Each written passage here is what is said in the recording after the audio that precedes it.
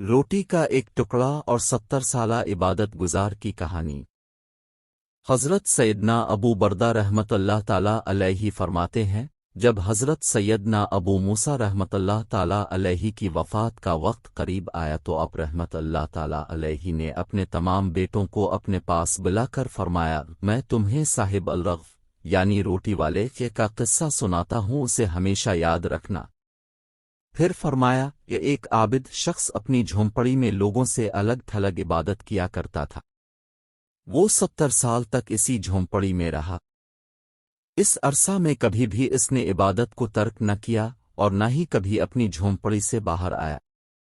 پھر ایک دن وہ جھونپڑی سے باہر آیا تو اسے شیطان نے ایک عورت کے فتنے میں مبتلا کر دیا، اور وہ 7 دن 7 راتیں اسی عورت کے ساتھ رہا۔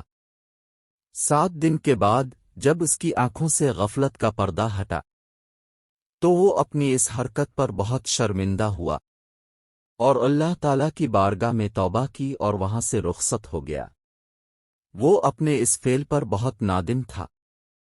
اب اس کی یہ حالت تھی کہ ہر قدم پر نماز پڑھتا اور توبہ کرتا۔ پھر ایک رات وہ ایسی جگہ پہنچا جہاں 12 مسکین رہتے تھے۔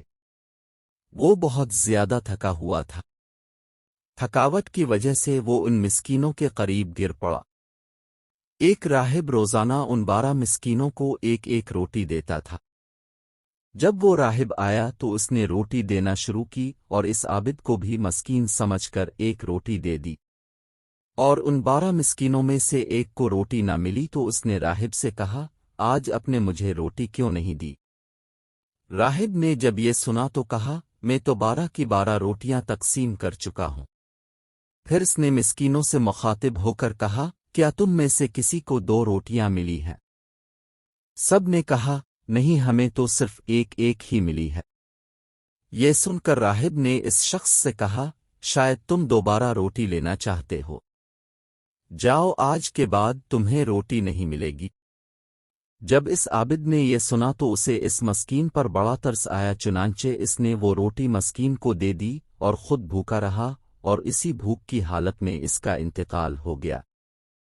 جب اس کی 70 سالہ عبادت اور غفلت میں گزری ہوئی 7 راتوں کا وزن کیا گیا تو اللہ تعالیٰ کی نافرمانی میں گزاری ہوئی راتیں اس کی 70 سالہ عبادت پر غالب آ گئیں۔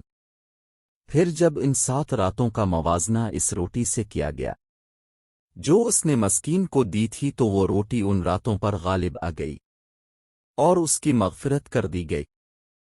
اس سے معلوم ہوا صدقہ اللہ کی نظر میں بڑی قدر والی چیز ہے۔ اللہ تعالی ہم سب کو بھی غریبوں مسکینوں کی مدد کرنے کی توفیق دے، آمین۔